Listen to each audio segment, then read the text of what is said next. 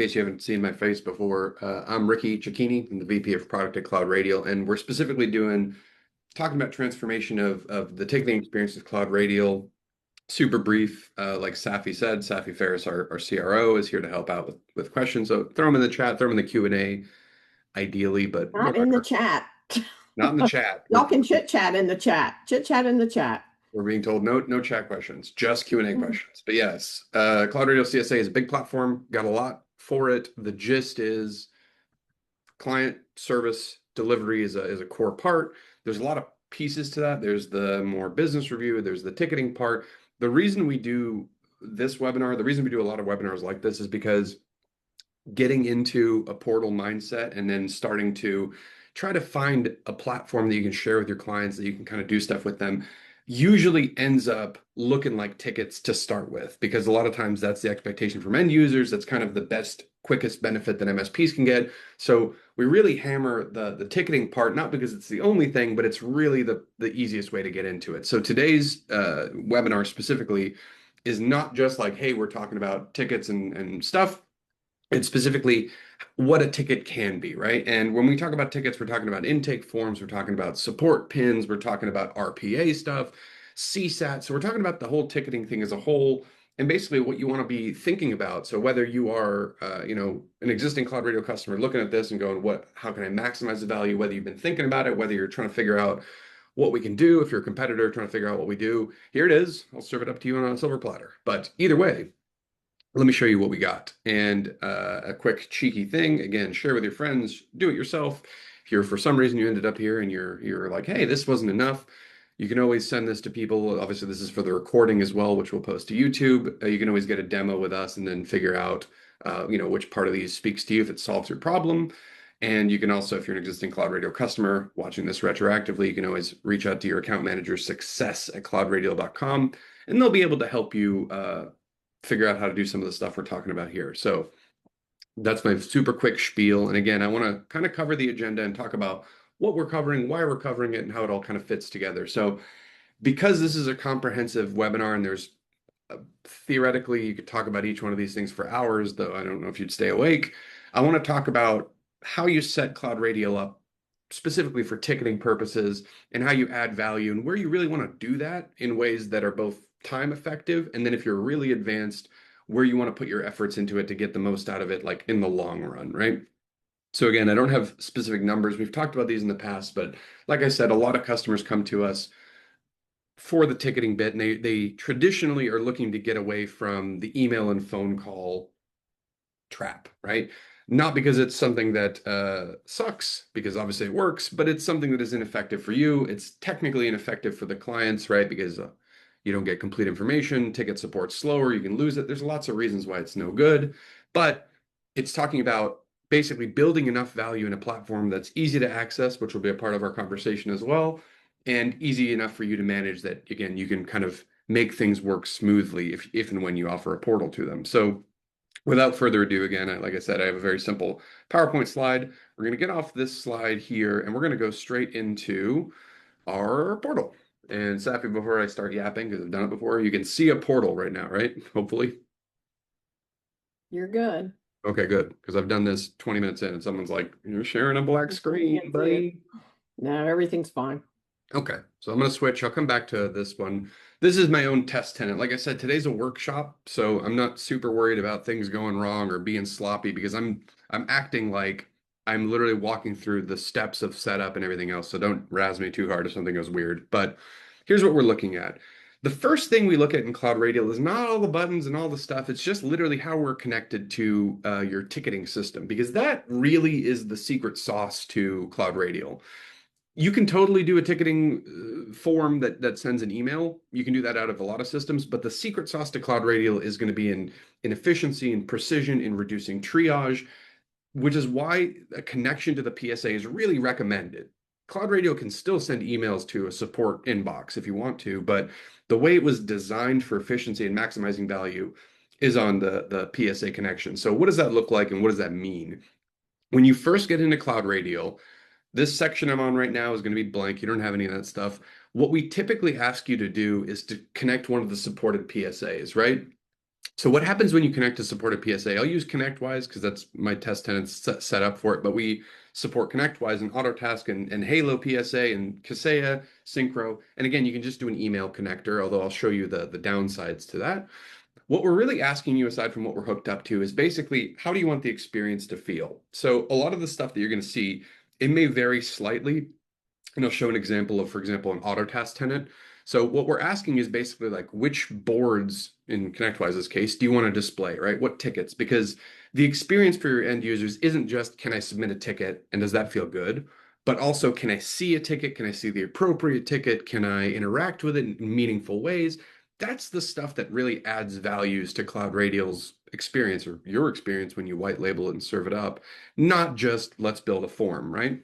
So a lot of these things are not frivolous, and I encourage you, if you haven't set it up or you haven't given this thought, think about how these affect it. You may not want to show every ticket because a lot of people have like maybe RMM reports that spam up their inbox that are associated to a company. So this helps you kind of clean up what that ends up looking like for the client, which I'll show in a second. Ticket waiting stuff is going to be like if you want to put a ticket and you want to flag it saying, hey, customer, this requires your attention, it's in limbo, right? Maybe it's on internal approval, maybe it's waiting on a vendor, waiting on a part, whatever. Highlighting those can be a good user experience to show them that there is a difference in that ticket. When a client responds, again, I'm not going to do this for every field, I promise, I'm just high level. So client responds, changing the status. So you can kind of get the idea that CloudRadial is asking how to display what you want to happen with various statuses and tickets and so on and so forth.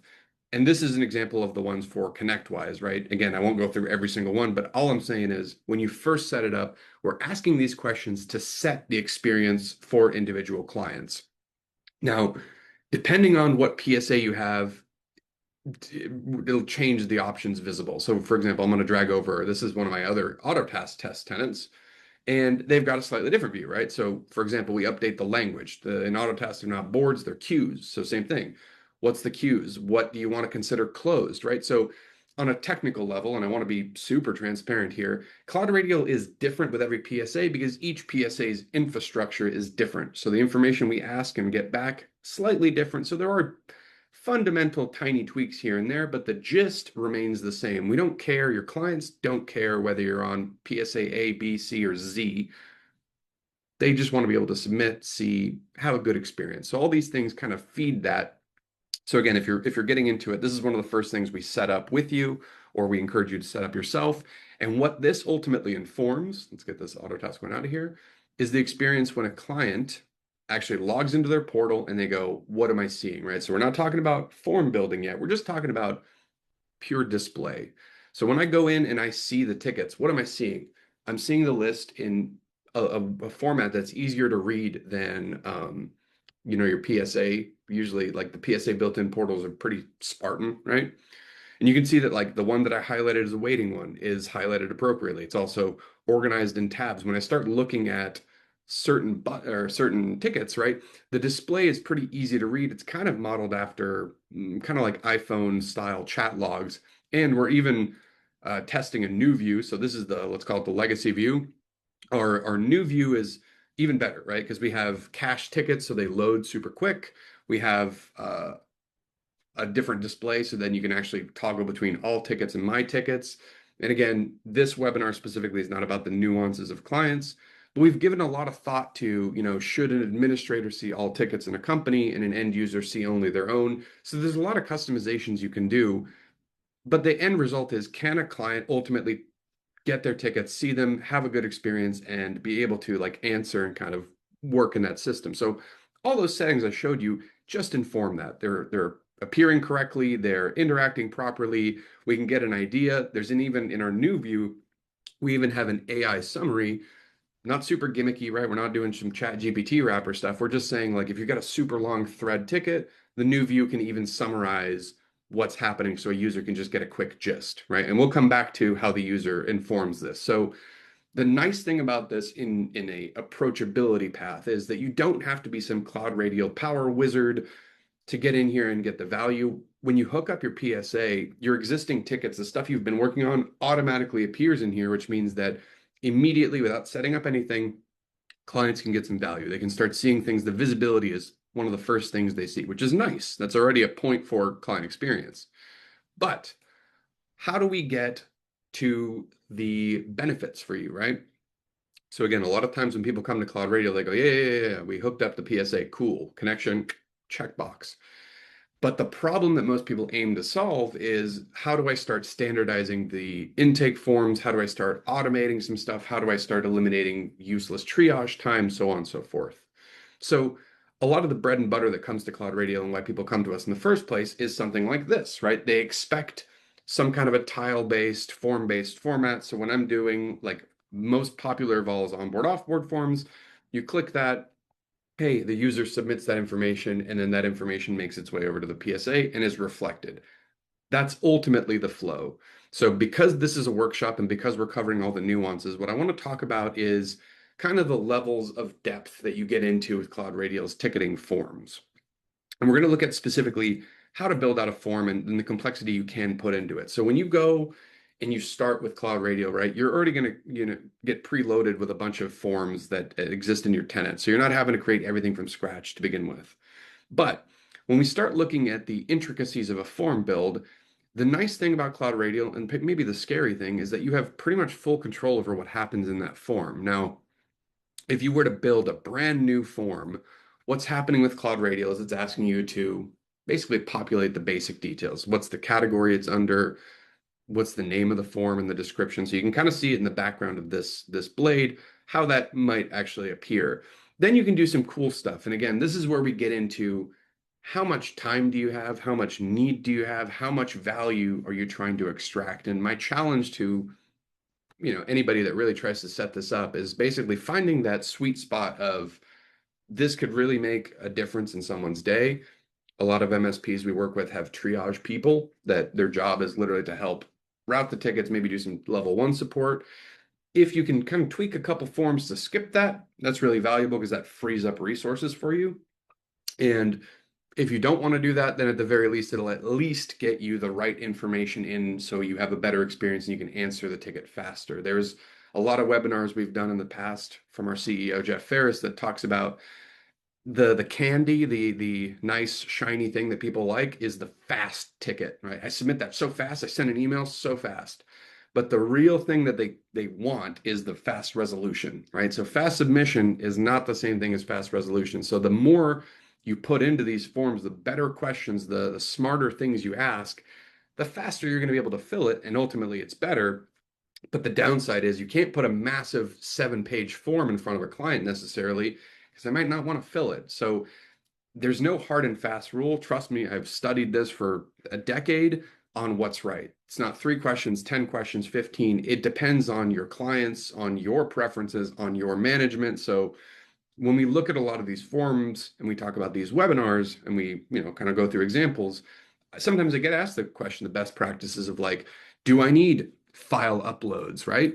Should I do that for everyone? Should I put big ticket things? Should I add a whole bunch of tags and prices and really utilize every single thing in the form?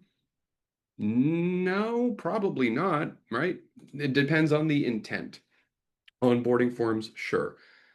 I'm having an issue with my computer, probably not, right? So again, as we go through this, keep this in mind that this is a workshop. I want to talk about what it can do. It's not every form though. So a lot of these things, right? Changing the call to action button, potentially showing a price. These are things to, again, enhance the experience, to give them more of like a menu structure, which is a nice visual way to understand what they're getting into.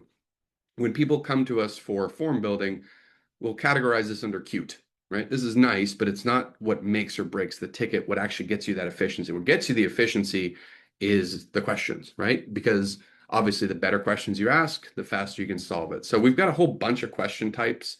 Again, for the sake of time and boredom, we're not going to cover every single one. We've got probably most of the ones that you're actually thinking of that you want to involve. So common ones that are really good are like multi-selections, obviously like a basic text one, which is just freehand text. And I want to talk about some of the special ones today that really enhance the usability and the value. So a lot of the ones that we typically skip in webinars like this, for example, are the PSA override forms or the automations or the templates, which we'll get into in a second. But most questions that you ask, again, are going to be relatively straightforward, right? What's the actual question? Do you mandate it, right? Required? Do you want to make it a subject in the ticket so when it comes in, new user dash, the person enters a name, so it's like, what's your new username? See, I told you it was live, so I'm gonna misspell a bunch of stuff. User's name, cool. And then maybe that's required and it's the subject. So doing this kind of stuff, chaining this together really lets you perfect your forms to the point where if this was a new user onboarding form, it would say, hey, right, based on our settings, we're going to include the description, we're going to append the subject. So it'd be new user dash Ricky dash starting tomorrow. So having this level of customization, if you need it, is pretty sweet. When you get down to the optional stuff, help and default value, it's just to help the users understand what you're looking for, right? So just a little bit of additional hand holding into the question. And if I flip through different question types, let's say I'm doing a multi-select, obviously you get different UI prompts, right? Choices. Let's do 1, 2, 5, 4, whatever, right? Pretty simple to modify, pretty simple to understand. And you just keep chaining these together. So you can do stuff like copying them, right? You can shift them around the way you want to, and you can basically build the form up however you want to. So short of me going through all this stuff and going through these tabs, which we will in sequential order, that's fundamentally it. I'll talk about a methodology because this is important. Sometimes it throws people off in CloudRadial. We actually have 2 ticketing areas. You don't have to. You have customization capability over your sidebar, but there's a reason why we have, even on our homepage, we have request service, a little shopping cart, and we have report problem. Report a problem looks pretty different, right? I mean, it's drop downs and it has more text base, but the idea for us was that for a issue, right, an incident, if you're going ITIL, probably no nonsense, real quick. Clients are probably upset, annoyed. They want to get to the root of the issue quickly. They want to submit a quick ticket. So this is really easy to filter through and submit. It does the same exact thing. In fact, if I edit this form, you're going to see that the controls on this form nigh on identical. However, when you go to request service, right, the client isn't typically in a rush because now they're looking at maybe I want to order hardware, maybe I want to put in a request for training, different mentality. So because they do the same thing, we've had MSPs that keep both. We've had MSPs that shut one off and even do this becomes their incident reporting area. It's up to you. We give you the flexibility to do it, but they fundamentally handle it the same way. So even in past webinars, or if you look up some CloudRadial material, sometimes you'll see the real visual stuff and sometimes you'll see this stuff. It's totally up to you, just as an FYI. So we saw a little bit of that form building, but what does it look like when you have like a really built out form? Well, take a look at this one, right? This on the front face has a lot of fields. Now it even has different pages that they can get from. You can see that has required ones. And this one even gets fancier, right? Because the trick to super long forms like an onboarding form is not visually overwhelming the user. And that's a trick, right? That's pretty hard to do because again, you can see the methodology I was talking about before. In report a problem, when someone's like, my phone's acting weird, real quick, what's happening with your phone? I'm not listing 80, right? We've done this in the past. We've talked about this with MSPs. Some MSPs, they go VoIP issue, network with phone issue, the handset issue. And then if you end up with a catalog of 1,000 tickets, clients are going to mash the I don't care button a lot, right? So it's a fine line. It's getting enough information about that ticket to help you triage, route it, solve it fast. Don't overwhelm the client with super long forms. Don't add a billion of them. That's the trick. So if you look at this, right, stark difference between the onboarding form I showed and the office phone. Describe your issue. Who's having it? I'm having it. I'm reporting it for someone else. This nice conditional thing. So if a question does need to get complex, because that's just the nature of what you would ask anyway, it's like, hey, are you putting this in for someone else? Having even these conditional hiding logic makes it approachable at first pass, right? So by the time they need to answer the questions, they're invested in it. So there's a lot of even psychological logic into why we display these forms in different ways. It's not just add a bunch of questions. And this is something that you can totally easily miss if you're just sending an email, right? Asking the same amount of questions in the onboarding form, for example, in an email, nightmarish, right? Imagine putting a bullet point list of everything or sending someone an Excel file, because I've seen it all. You can tell why clients are like, oh, can I just call you? Oh, can I just send you some details when I have them? What's going on? And even if we look at the guts of this ticket, you can see that it's pretty intricate, right? You can see that it's got a bunch of questions and they're organized even with this little orange dashed one. This is a page break. So we've even split up the questions so that They appear nicely. It's not as daunting. So ultimately, again, when the client goes through the experience of answering it, they're doing it in sequential order, in grouped order, in logical order. It feels much more approachable and easy to do. So the client experience is paramount because, again, if someone's putting in all these details, you want all the benefits and everything in there. So again, we'll cut the logic, so we'll get to the actual meat of it. So a lot of times, like, this isn't something that is super interesting to look at, right, beneath the guts here, right? Because at the end of the day, it's like we're doing first name, last name, and so on and so forth. What happens that's interesting is, again, when we start doing these guys, right? So conditional thing is the first thing you should be doing if you've built basic forms and you want to start building more complex forms and you want to make them approachable and you want to make sure people do them and don't abandon them. Conditionals are good. So we show conditional forms with this little eyeball with a strike through. And what that means is that this question is being hidden conditionally based on the response of another question. So if I expand this one out, memo is basically a fat text box, right? It's basically saying what other software is required.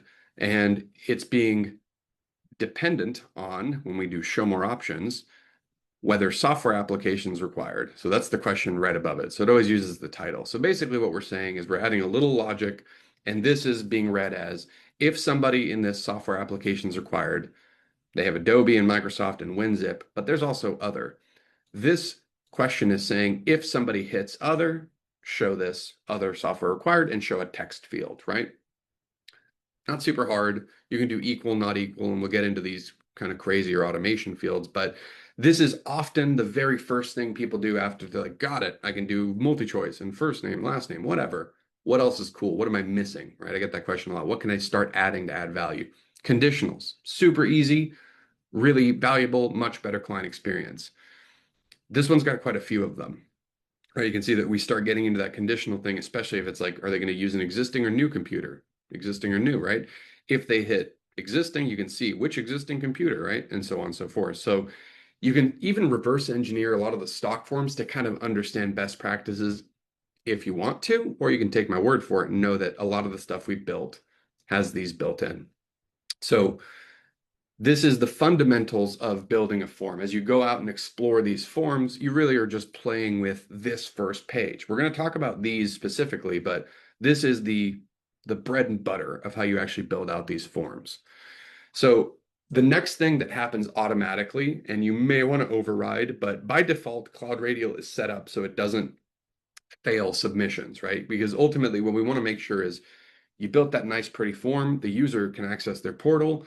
How are they going to submit that form over to you? How are you going to get that with the best details possible? And again, that PSA stuff we set up at the beginning of this webinar informs, we're going to skip over to the routing tab, where this thing is going, right? And this is a big time saver for MSPs that have to triage and escalate and so on and so forth. So out of the gate, what's happening is, and again, I'm connected to ConnectWise, CloudRadial is taking that information and sending it to the board of your choosing with the status of your choosing, with the priority of your choosing. And if you're really nitpicky, you can even start going type and subtype and the item and the source and the estimated time that it would take, whatever. So the end result is that when it makes its way into, let's pull up, oh, hey, it's ConnectWise Manage.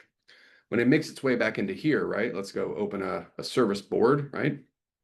This works very similar to every PSA, which is why I don't feel too bad about showing ConnectWise because they more or less operate identically. Basically, we're saying how much of the information within the segment here can we fill out, right? So CloudRadial corresponds to all these things. Happy days, right? The better the information you put, the better it is. So how do we ensure that you don't have a monumental, massive headache of a task with taking your sample stuff, taking your new stuff, and having to fill out 8,000 checkboxes to make sure the thing is working? Well, you noticed, hopefully, and if not, I'll show again. When I add a brand new question, really all you need to focus on is what you're asking. But if you don't, is it going to fail? No. So we've already got these predefined thingies, right? These thingies are called tokens. And if you're coming from other systems, tokens are variables. Based on those PSA settings we set at the very beginning, remember how I was going through the partner settings, this guy, PSA, all these things, we actually take some of those values and we assign them to the token values. So your default board and your default status and default priority are defined for you, and you can always override them. And that's really helpful because what that means is that without you having to go touch a million tickets, your tokens, we're going to click this button, it's going to open a new tab and show us those tokens. Again, this is to explain the guts, but you don't have to know this intimately.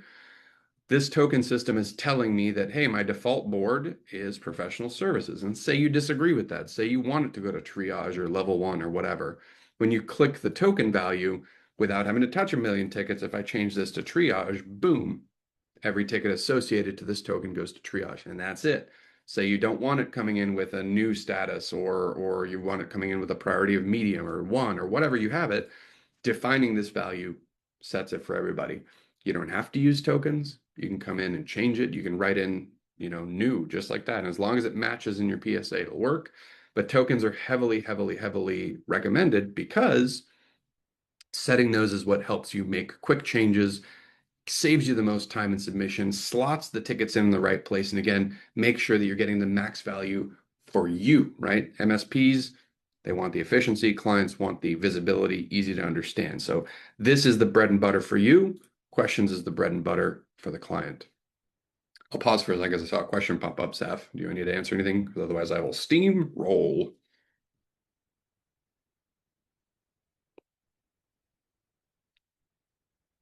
We're getting told 1 moment.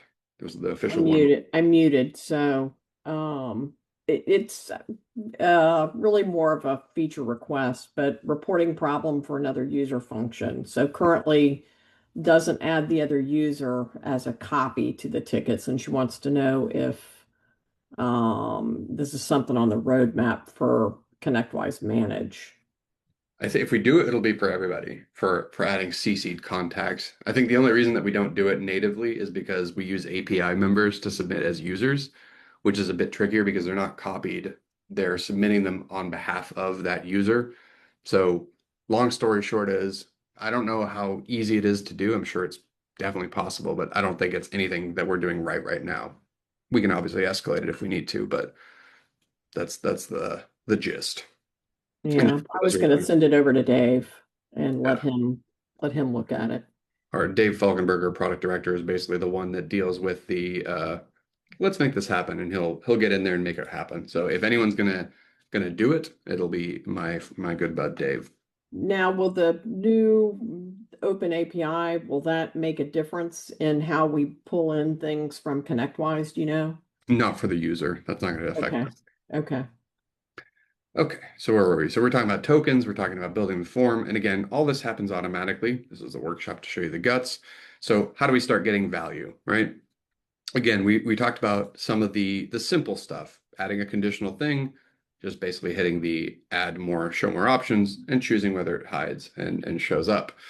When we get into the more interesting stuff, it's about exploring the more advanced questions. It's about talking about these other optional tabs and getting them kind of figured out the way you like. So let's talk about some of the questions.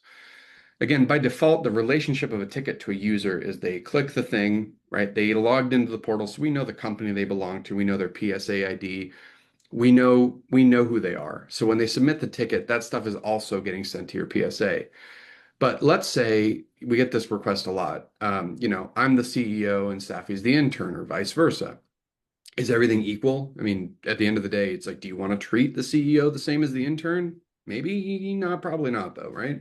So a lot of times what can happen is there's even a setting you can set inside of CloudRadial's users. So I'll mention this offhandedly and I'll show you why this kind of wraps around. So let's say I pick like Aaron here. You can even tag specific users as being priority, which basically means that without them knowing it, when they go in to submit a ticket, they're going to get escalated. So without them knowing, priority users override that token status and immediately high priority. So that means that, again, good experience happens automatically if you like. This is more of an advanced thing and definitely not something that I recommend people to just start hammering on because you'd have to kind of go into the users and set them as priority. But I'll show you a really easy way to build that into a function that makes it a lot easier directly within the ticket. So we saw some of these form build options that included, right? Yes, name or whatever. But then there's also these priority, status, type. So what you can do that's really cool here is priority is a really common one. You can actually show somebody the priority of a ticket but display a different piece of text. So what that ultimately means is if you wanted to say this is a showstopper, this is whatever, this is kind of medium, it'll change the priority based on their answer on the fly, ignoring and overriding your preset routing settings. And why this is sweet is because, again, whether it's priority, whether it's the category, whether it's the board and queue, you can basically show different options that override it and have them triage the ticket for you on the fly. I'm pulling up an article on a separate screen so I can actually show that logic real quick. Let's see. And Safi, for this webinar, I think what I'd like to do, by the way, because there's so potentially a lot of adjunct material, maybe the easier way instead of me showing it, because there's just going to be some stuff, is to kind of do like a little wrap up page after. So it, along with the video description, I might put together kind of like key links to get into stuff if that's cool. Yeah. That'll, Well, we can that'll also save send it in the email. Yeah, so be on the lookout for that because I'll explain some of this stuff. This stuff is a pretty good game changer for a lot of people looking to, again, you've got the basic form master down, you've got your conditionals down. Now you're getting into what else can this thing do? You start asking more and more of the forms. What can it do? What can it add value? Again, we get this one a lot. Let's talk about even the other thing. So one of the core concepts of CloudRadial is if you really subscribe to the concept that they can get in there and answer the form and help the triaging process along. The next thing that we get asked a lot is self-help, because a lot of times what MSPs really would want at the perfect world is that if they come in as a user, right, and they want to do something, maybe not necessarily order accessories or whatever, but like I want to do computer stuff or I want to do office phone stuff, whatever. Did you check the article? Did you make sure you restarted the computer, whatever, before you submit a ticket? Now, pipe dream is everyone does all their homework first. But realistically, we could do something that looks pretty cool. So let's see what that looks like. So again, traditionally, if I were to build a thing, so let's just do a little test category, and we'll just do test and test. This is going to be a super basic, super boring, super simple ticket, right? Whatever your name and subject is, I submit this, I say hello, hello. Only as an required field, I submit it and it's done. Now I'm going to get a ticket number pop up here at the bottom right showing me that the ticket's been submitted to my PSA. And then when I go see the support tickets in that view I saw at the beginning, it actually pops up and shows that, yes, hello. And it shows that, like, sure enough, that ticket made its way over there, right? Easy, not super helpful. So the self-help stuff, how do we incorporate that in there without being super crazy? One of the cool things you can do, and this is a really cool question type for leaning more towards middle to advanced usage, is sometimes people want to confirm that people saw a help article. So let's just say I'm really, really bullish on the fact that they need to check off the fact that they've restarted their computer because I'm not even touching the ticket until I know they did that. So what can we do? Well, for example, we can set like a checkbox up. This happens a lot, saying, I read the following.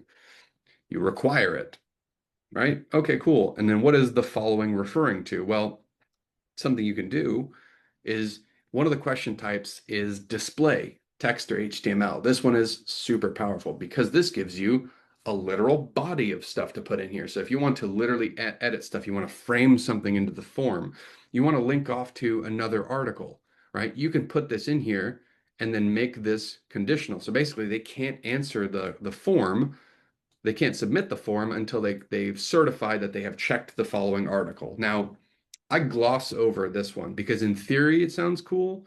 It sounds cool to put a big article saying, here's how you restart Excel, here's how you reset your computer, here's how you restart your 8x8 VoIP phone system, whatever. I'm not a fan of it because I've seen it backfire real hard. And even though it's technically possible in CloudRadial, and I'm showing it, right? You can embed this up and conditional this. You don't want to do it because, again, if you start frustrating users, this is hot tips based off real research, they're going to bounce out of your portal, bounce out of your forms and say, I'm going to email you because you're going to do it anyways, right? So just because you can doesn't mean you should. Certain users, you know your clients better than I do, maybe that's fine. The softer, easier way to approach self-service, and I'll show you this, I'm going to delete these questions, is to help them after the fact. And this is now we're starting to get into the more really advanced usage. Still not super hard to set up, but you can see why it's more advanced. Because if you set up this stuff, and let's say this ticket now is actually on my PC won't work right. You can tell I've been an end user before because my descriptions are perfect.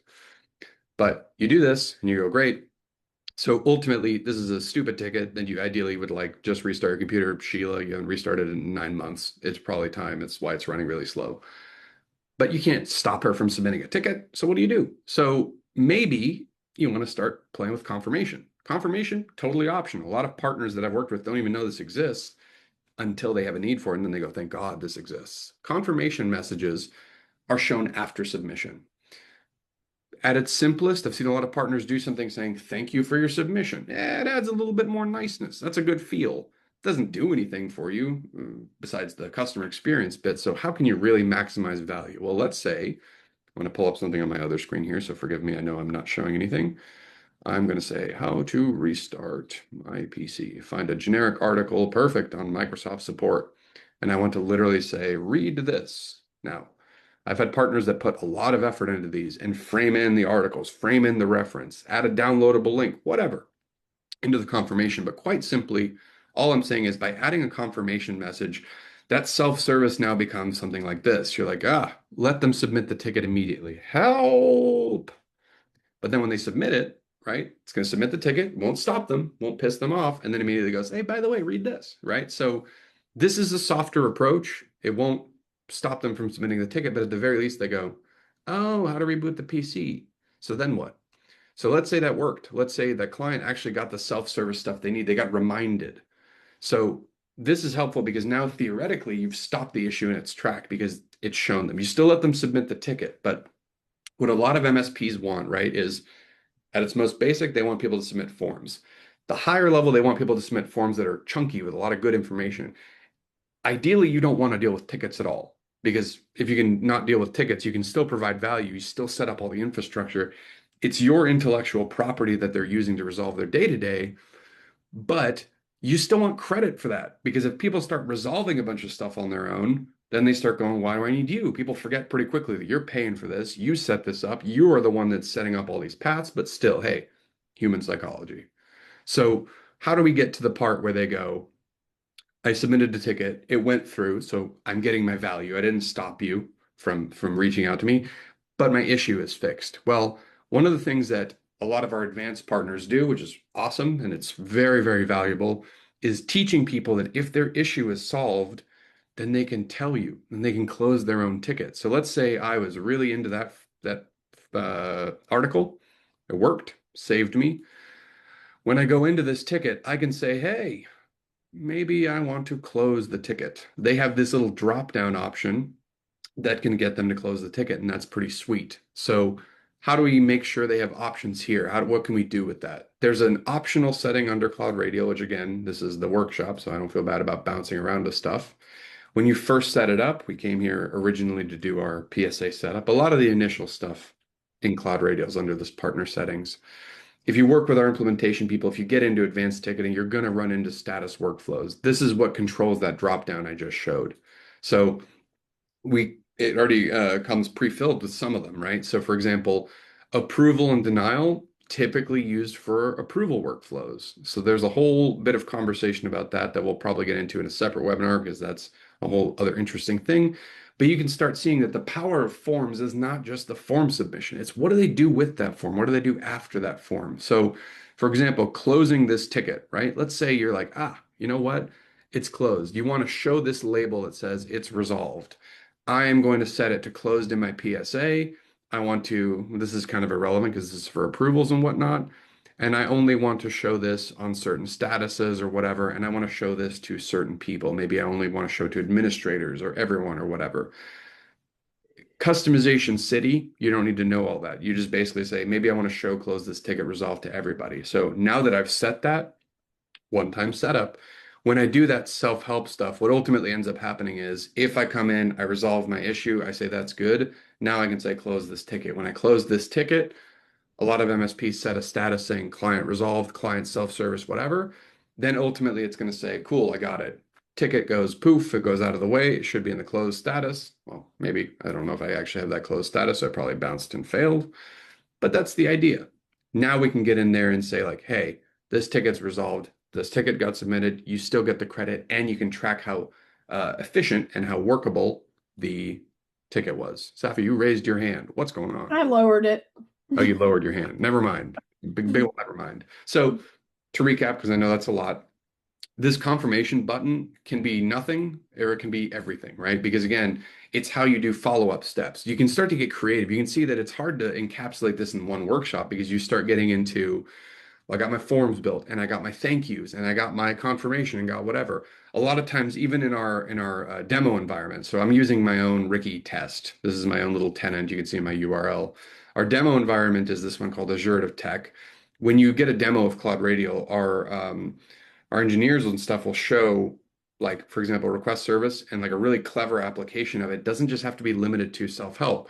We integrate with time zest, right, for scheduling. And the idea there is that you go, I want to submit a ticket saying I want to, set up a meeting with my account manager and I want to submit a ticket and I want to pick a date that I want to set the meeting for. And I want to do it all within the portal because that's a good experience.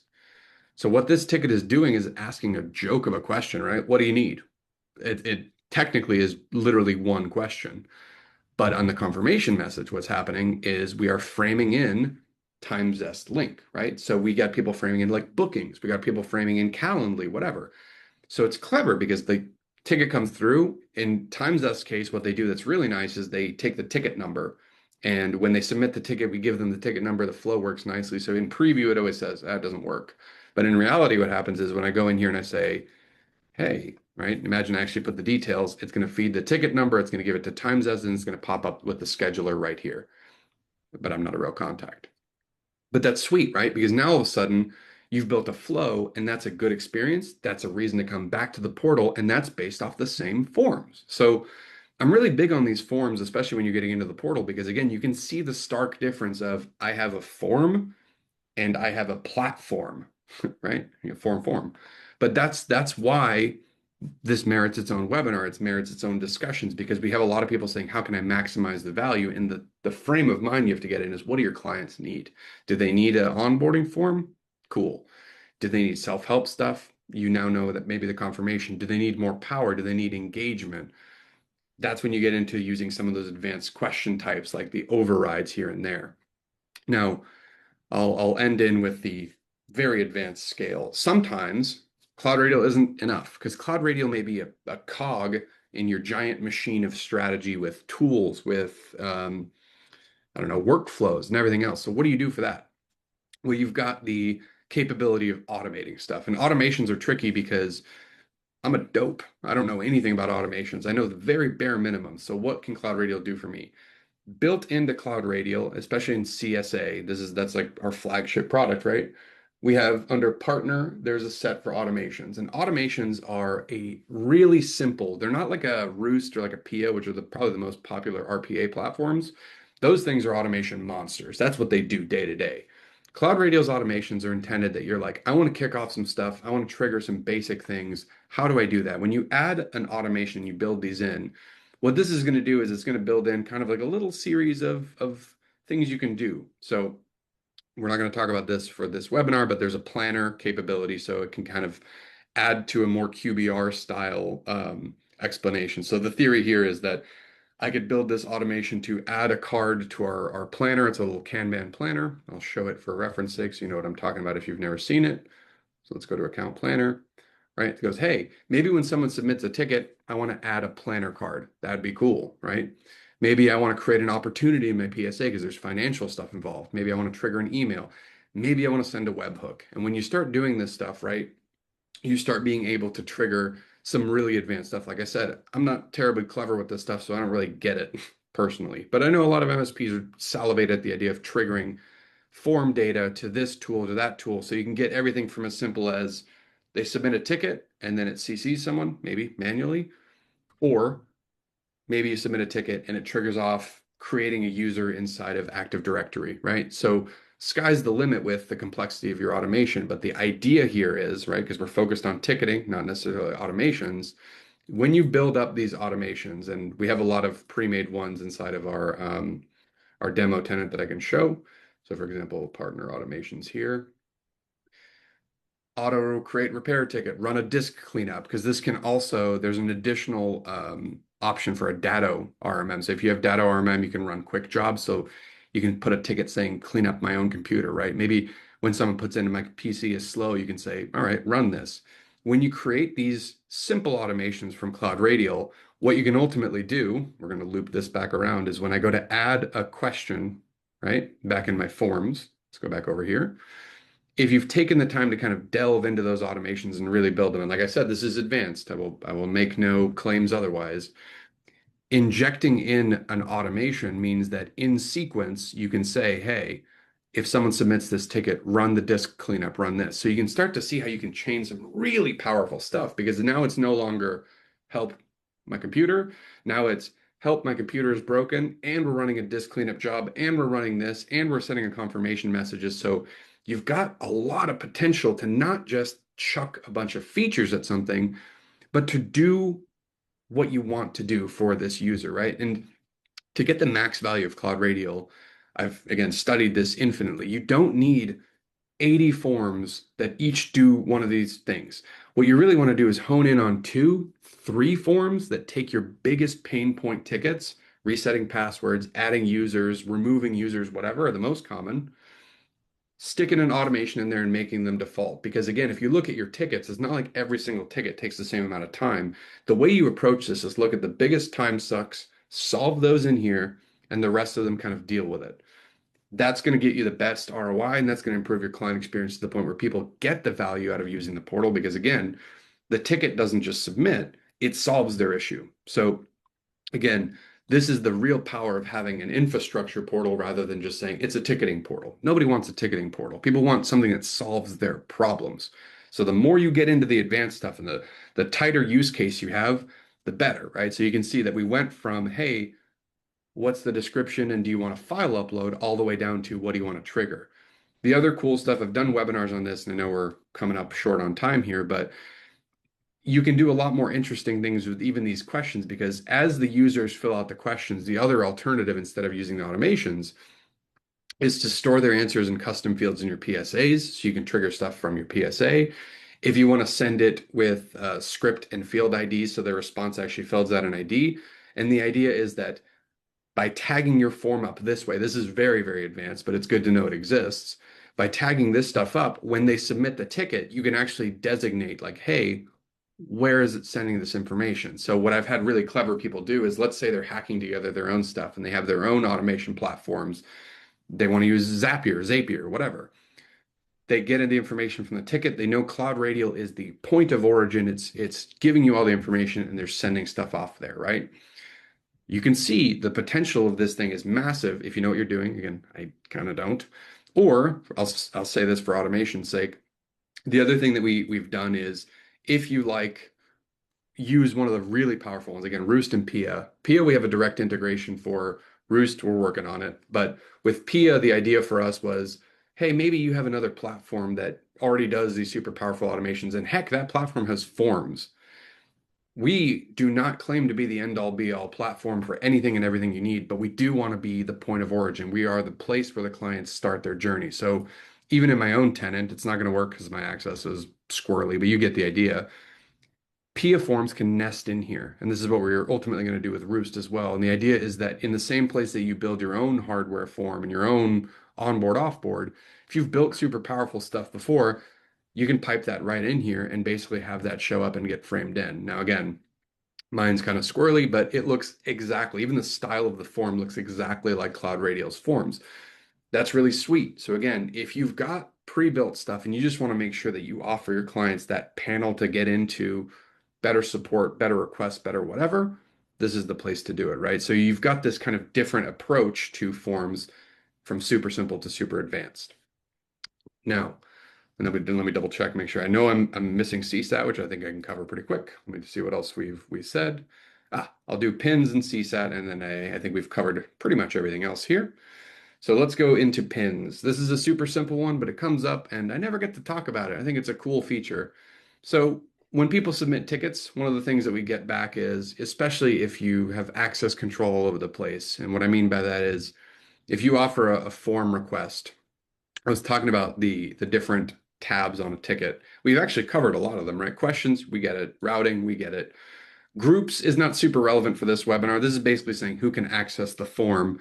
And if you want to get into all the crazy customization, making certain forms available to administrators only, common for onboard, offboard forms, which is how they come out of the box here, that's fine. Confirmation messages we talked about, but what happens when you really want to be able to, again, fine tune who sees what, and you want to make sure that if everybody is seeing the, say, order hardware button, how do you know that that person's really them? And you don't just get someone saying, oh, I got access to the portal, who knows how. And I'm saying, get me a super powerful laptop and ship it over to Mongolia. You're like, Jimmy, I know you live in Florida. What's going on with that? How do we solve that? How do we even attempt to solve that? This is a cool little simple feature. Support pins. So what happens is when a user, a regular user of CloudRadial logs in, right? I think we have it disabled in this tenant, but I'll use Aaron here as an example. He's got the option. I've turned it off. There would be a pop-up here at the top right saying set your pin. And if they click that button, they have a spot under their own profile to set a pin. This is supported with, I believe, every PSA. I think even Halo does it, but I have instructions on how to do each one. And what ultimately ends up happening is when I look at a specific user, so let's go down to Aaron, we ask you to set up a field inside of the PSA. So let's go into Aaron. Let's find him inside of Azure Dev Technology. Hey, here he is. And in this case, in my PSA, they all look more or less the same. There's a spot for support pins. So what happens is as I go into Aaron's account over here, and he puts in his pin 5621. Why not? Sounds like a good pin. When I go back to contacts and I'm going to refresh, watch this field right here. Refresh. Hey, he's got a support pin. That's it. Why is that helpful? Because again, next time Aaron does that and you want to pull a sneaky on him and go, oh, you want a new laptop, huh? You can call Aaron up and say, hey, got your request for a laptop. And if he goes, yes, yes, this is Aaron, and you hit him with a, what's your PIN? And he goes, what are you talking about? You can go request denied. Super simple, but we've actually had people that this has saved them a little bit of problems, right? Because again, you can totally set up your portal to be locked down, making sure that only the right people get access. Or you can do something super simple like this, setting up this custom field so that way you can verify. And that's a nice key bit of support that is really simple, takes very little time, and has a lot of good return on it. So included in that follow-up, I'll talk about how to set up those pins, a nice little feature to play with as people kind of get into the portal. I'm going to cover CSAT stuff last because that's an integrated part of our experience, especially when they look at the tickets, and then we'll conclude. Safi, I saw that question come up. Should I pause? Should I keep going? You tell me. Really, it's just, any plans to enhance the support pin. It says it's frustrating to have to open the contact each time. Would love to have it be a pod on the main menu screen, so we don't have to dig into it into a second menu. I wonder what PSA that is. Is that every PSA or is that a specific one? Let me know. Yeah, it's Eric Swindinson. So, Let me know, Eric. Because honestly, I don't know, but I'm sure it could be because I think all these things are user-defined UDFs. I assume that there's probably ways to play with those he little said ConnectWise. with ConnectWise. Yeah, I don't know. Yeah. I'm sure it could because again, it's like all the fields that you have pop up here, especially in the UDFs. I don't know if you can display those. I'd have to look into it, but I wonder if that's a ConnectWise thing. Maybe. I don't know. I'll look into it for you. Anyways, last thing, again, super quick. Part of the experience, we talked about the form customization, whatever, but this webinar is not just about customizing forms, it's about the entirety of this experience. We talked about everything from simple stuff to advanced configurations to uh, building the form with automations. When you get down to the last little bit of CSAT stuff, you get into how do people feel about the questions, the forms, the experience. And if you notice that CloudRadial actually has built-in CSAT into it. So when you click on a thing, this how are we doing button is CloudRadial's own native CSAT. And what's cool about it is this is actually tracked within CloudRadial itself. So as a user goes through, without even having to close the ticket, they can submit that feedback. Let's see if it doesn't freak out because I'm a real person. Hey, cool. I can submit it. I can put my contact information in there if I want to. Please contact me. Yes. Right. And then what happens is as the user, let me see if I have, there it is. As the administrator, the MSP can go to partner and feedback, and you just kind of let that thing coast and you can actually see your CSAT built in. So it's simple, right? We don't claim to have the most advanced or best CSAT on the market. We don't. We have a free one that's built in that works pretty well. But you can still take this CSAT, You can configure it from here, and you can even embed it inside of your email templates and whatnot, even without images, so it displays nicely. And It's then just also choose. nice though to be able to see the customer sentiment as the ticket is active instead of, if they get mad early on because you didn't pick the ticket up quick enough, you're going to see it in the feedback instead of waiting until the end of the ticket to know that that client was upset from the Right. beginning. It's like proactive work, Yeah, really. it's a little more proactive. The nice thing is that we integrate with a bunch of other CSAT tools, which means that like you don't have to stick to CloudRadial stuff to get the reporting back in here. But that always adds to the experience anyways, because again, this form experience is that it's the whole thing start to finish. Everything from how effective is the tool to what's the sentiment like to are you being proactive about the sentiment. So again, I'll close on the options here. Again, we don't need to scrape through every option, but same thing as I was talking about with the tickets, right? Do you want to just track the smileys and see who's happy and who's not? Do you want to start alerting and sending webhooks and whatnot as well? Even down to do you want to prompt them to leave you social reviews to actually get something out of it, right? And again, that experience is nice start to finish because the core components of the self-help, the automation, the forum experience, the display, right, the visuality of what we saw, all kind of comes together and builds a really good ticketing experience. And you can see how much other stuff I glossed over, but this is like 80%, 70, 80% of people that start with CloudRadial start with the tickets. And again, out of the box, this thing works. Like you don't need to touch any of this stuff. But as you kind of get into it, and if you've watched this webinar, it literally goes, I want to get a little bit more value. Start with a little hidden form. Start getting into some self-help. Start getting into automation. Start getting into the additional stuff, the confirmations, um, the CSAT, the hooking and other stuff. The very, very last stuff, which I know we're pretty much out of time. I don't You think, have 1 minute. You have 1 minute, Ricky. yeah, this isn't even available for every PSA, so I sometimes skip these, but like ConnectWise has this checklist to do. So if you want to make sure that your tech's in the back end, this isn't for clients, but they get the steps in order. Pretty useful for like onboard, offboard forms. This will come in as their to-dos. And scripts is something super advanced. I've seen a couple of people use this really effectively. It's basically just taking their answers from a question and generating a script on the fly. We don't execute it because obviously who knows who's getting that thing, but we're prepping it up. So we have documentation on all these specifically, but again, this webinar is not supposed to be let's cover every single feature. It's how do you approach getting into this? Why do you approach what you do and where do you start and how do you kind of build up from it? So definitely worth taking a look and starting with some of the easier things to build that value. And then again, as you run into different use cases or whatever, you can always ask us. You can see like people who are not familiar, right? Questions about, well, what about the pin and the pods? What about the CC and contacts? The more this stuff comes up, the better your experience is. And again, this is, I don't have to sell you guys on this, but far and away better than your typical phone call and email because you can do so much more with this, right? I think that's all the spiel I've got in me, Safi. You did well. You did Thanks. well. Well, Uh, thank you very much for joining us. Thank you very much for hosting, Ricky. You're great as always. And we will. So this is something that just came up. So Broderick Allen said, "Can this integrate with IT Glue?" IT glue. Okay, well, I think it's your time to talk, Safi, about your API discussion. Yeah, which I'm not supposed to tell anybody, but I'm the one that is the world's worst at keeping secrets. But we soon will have an open API, a little more open platform.